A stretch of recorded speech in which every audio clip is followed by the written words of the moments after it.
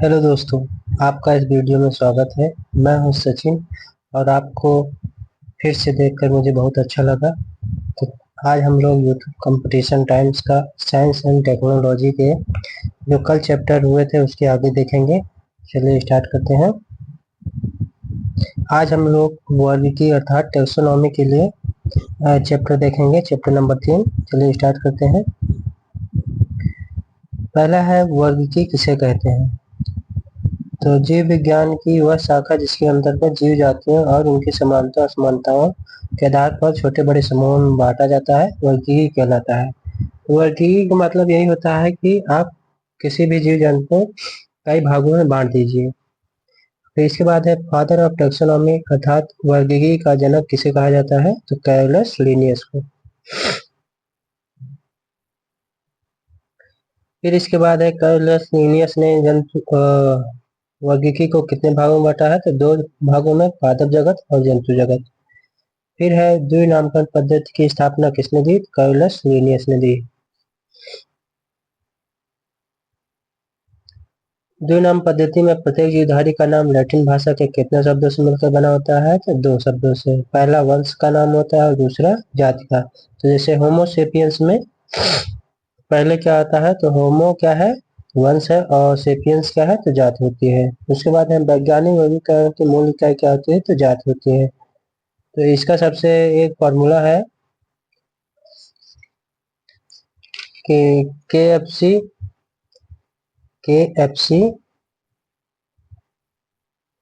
उफ OF GS।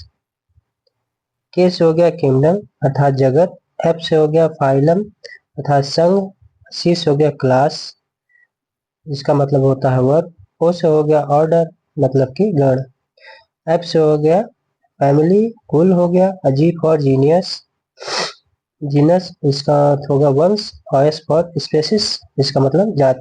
तो सबसे बड़ा क्या होता है, जगत होगा, उसके छोटा संघ, फिर वर्ग, फिर गण, फिर कुल, फिर वंश, फिर जात। तो जगत संघ वर्ग गण कुल वंश जात, जगत संघ वर्ग गण कुल वंश जात। फिर नीचे से ऊपर बोलेंगे, सबसे छोटा क्या होता है, तो जाति होती है, फिर वंश होता है, फिर कुल होता है, फिर गण होता है, फिर वर्ग होता है, फिर संघ होता है, फिर जगत होता है।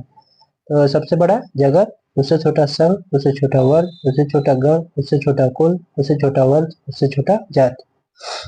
इसके आगे देखते हैं, लेनियन द्वारा प्राणी जगत का अवरोही क्रम व्यवस्थित कीजिए पदानुक्रम। तो पहले है जगत, फिर संघ, वर्ग, गण, कुल, वंश, जात।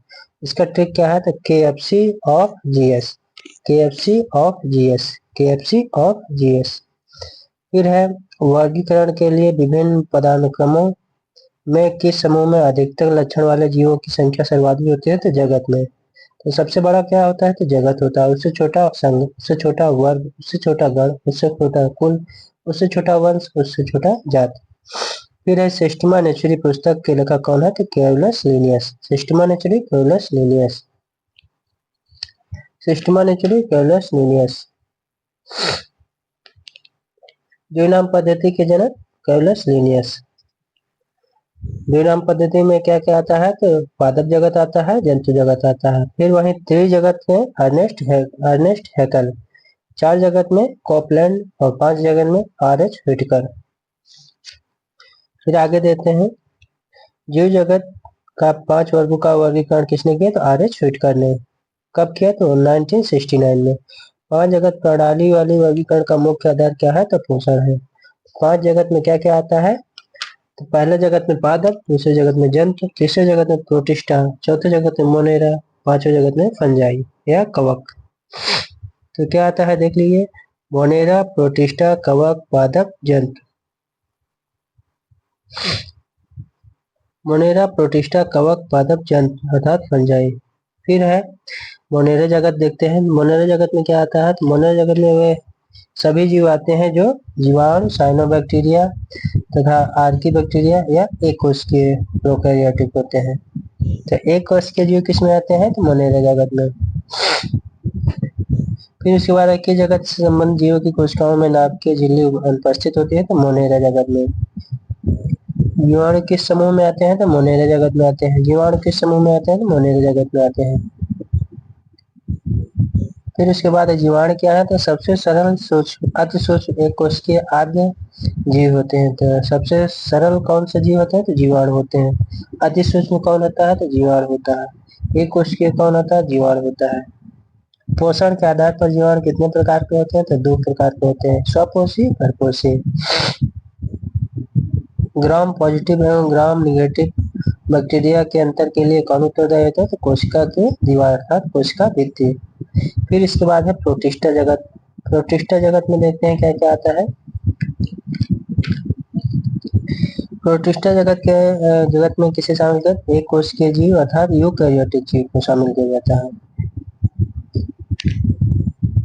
शैवाल किस समूह के अंतर्गत आते हैं, तो प्रोटिस्टा में आते हैं। शैवाल के अध्ययन को क्या कहा जाता है, तो फाइकोलॉजी कहा जाता है। जीवाणु के अध्ययन को क्या कहा जाता है, बैक्टीरियोलॉजी कहा जाता है।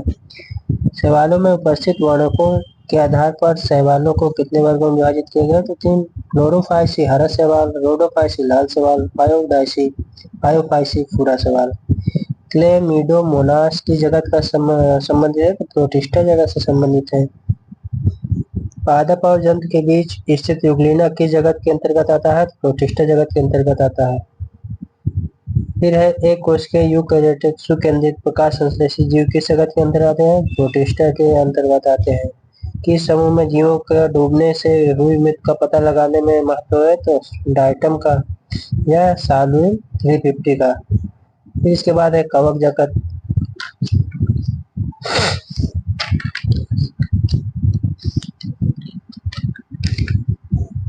कवक जगत में शामिल किया जाता है यूकेरियोटिक तथा परिपोषित जीव को। कवक क्या होते हैं, तो परिपोषी होते हैं और इनमें क्या पाया जाता है, तो पर्णहरित पाया जाता है, संवहन ऊतक पाया जाता है और ये थैलोफाइट्स होते हैं। कवक का अध्ययन माइकोलॉजी कहलाता है। जीवाणु का अध्ययन बैक्टीरियोलॉजी। शैवाल का अध्ययन फाइकोलॉजी। कवकों की कोशिका भित्ति किसकी बनी होती है, तो काइटिन की बनी होती है।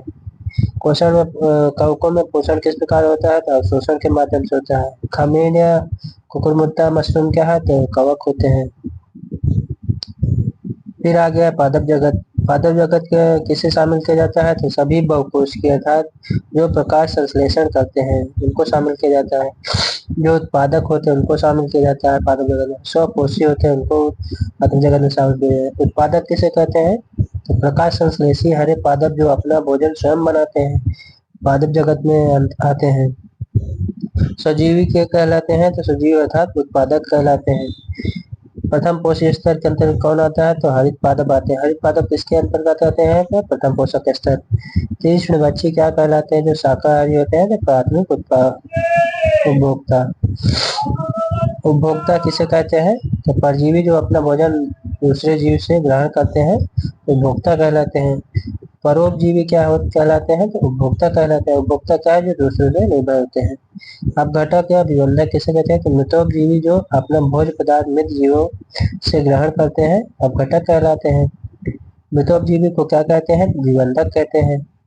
लेग हीमोग्लोबिन किसमें पाए जाते हैं, तो लुमेन मूल ग्रंथ में पाई जाती है। तो क्लास कैसा लगा, अगर अच्छा लगा हो तो लोगों के पास शेयर कीजिएगा और अपना सुझाव जरूर दीजिएगा क्या सुधार करना है। अभी के लिए इतना ही।